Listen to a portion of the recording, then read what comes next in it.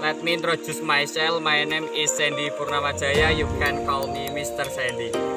I'm teacher in Senior High School 1 Wonosegoro. I'm come from Tegalsari Village, Karanggede District, Boyolali Agent Central Java Province. How are you today? Saya harap kalian semua sehat di rumah, tetap semangat mengikuti belajar daring bahasa Indonesia bersama Pak Sen. Ngomong-ngomong, ini kan belajar dari Pak Sen ya. Kenapa Pak Sen dikali? Yuk kita ke sekolahan, tunggu Pak Sen di sekolahan ya.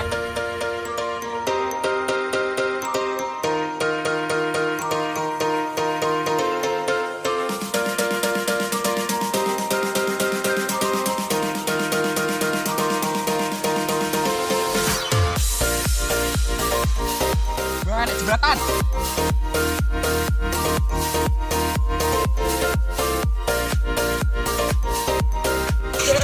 Buntu. Pak Sandy sudah sampai di sekolahan. Mari kita masuk ke pembelajaran.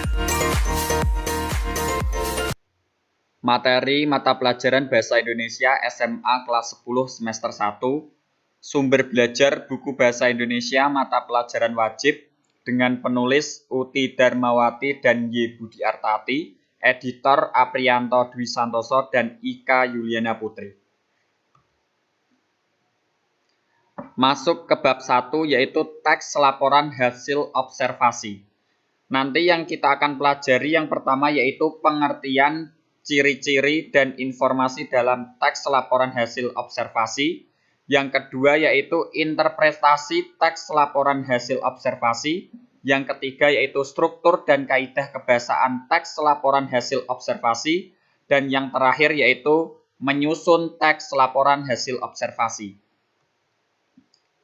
Langsung saja ke poin yang pertama yaitu pengertian, ciri-ciri, dan informasi dalam teks laporan hasil observasi. Kita bagi menjadi dua, yang pertama yaitu pengertian dan ciri-ciri teks laporan hasil observasi, dan yang kedua yaitu informasi dalam teks laporan hasil observasi. Pengertian teks laporan hasil observasi dan ciri-cirinya. Teks laporan hasil observasi berisi penjabaran umum mengenai suatu yang didasarkan pada hasil kegiatan observasi. Kegiatan observasi merupakan kegiatan pengumpulan data atau informasi melalui pengamatan langsung atau peninjauan secara cermat di lapangan atau lokasi pengamatan. Kegiatan ini dilakukan untuk memperoleh informasi tentang tingkah laku, keadaan, kondisi, atau situasi dari objek yang diteliti. Ciri-ciri teks laporan hasil observasi sebagai berikut. Yang pertama yaitu bersifat objektif, global, dan universal. Yang kedua yaitu objek yang akan dibicarakan atau dibahas adalah objek tunggal. Yang ketiga ditulis secara lengkap dan sempurna. Yang keempat ditulis berdasarkan fakta sesuai dengan pengamatan yang telah dilakukan. Yang kelima yaitu informasi teks merupakan hasil penelitian terkini yang sudah terbukti kebenarannya. Dan yang keenam tidak mengandung prasangka, dugaan, atau pemihakan yang menyimpang atau tidak tepat. Dan yang terakhir saling berkaitan dengan hubungan berjenjang antara kelas dan subkelas yang terdapat di dalamnya.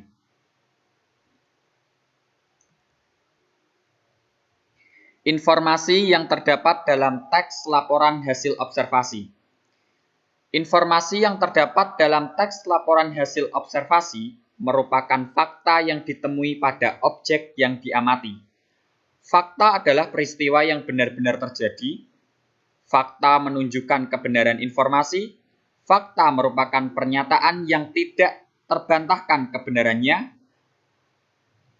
Selanjutnya yaitu pernyataan tersebut berupa kalimat yang ditulis berdasarkan kenyataan, peristiwa, atau keadaan yang benar-benar terjadi secara objektif.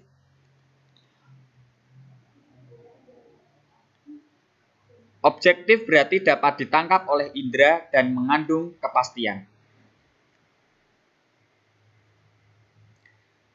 Masuk ke poin 2 yaitu interpretasi teks laporan hasil observasi.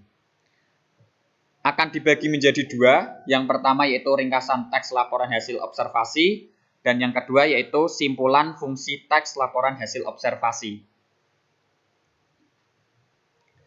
Langkah-langkah meringkas teks laporan hasil observasi dibagi menjadi tiga. Yang pertama yaitu memahami isi teks laporan hasil observasi. Yang kedua yaitu menemukan pokok-pokok informasi dalam teks laporan hasil observasi. Yang terakhir yaitu mengembangkan pokok-pokok informasi ke dalam paragraf. Simpulan teks laporan hasil observasi.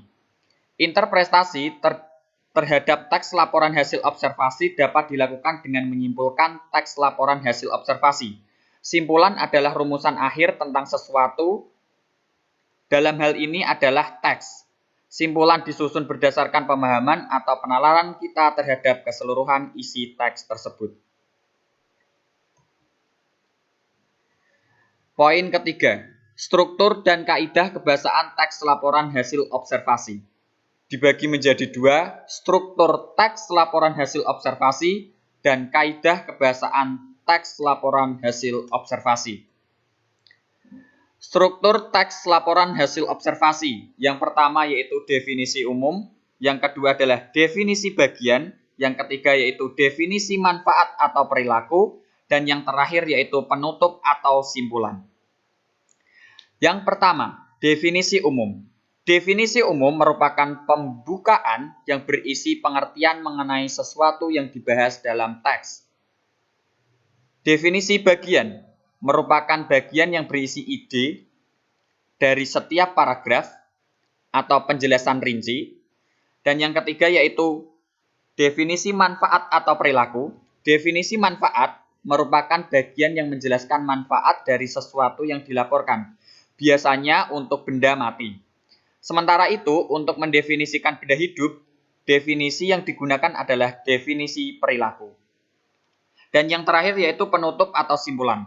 Penutup atau simpulan merupakan bagian rincian akhir teks laporan hasil observasi.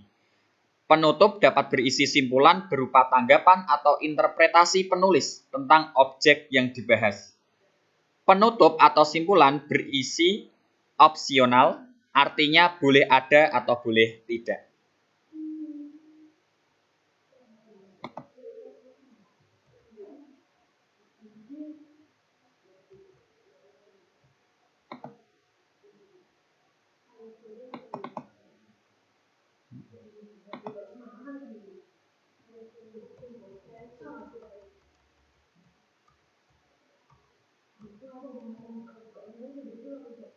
Kaidah kebahasaan teks laporan hasil observasi. Yang pertama yaitu kata, frasa, verba, dan nomina. Yang kedua yaitu kalimat definisi dan deskripsi. Yang ketiga ada kalimat simpleks dan kalimat kompleks.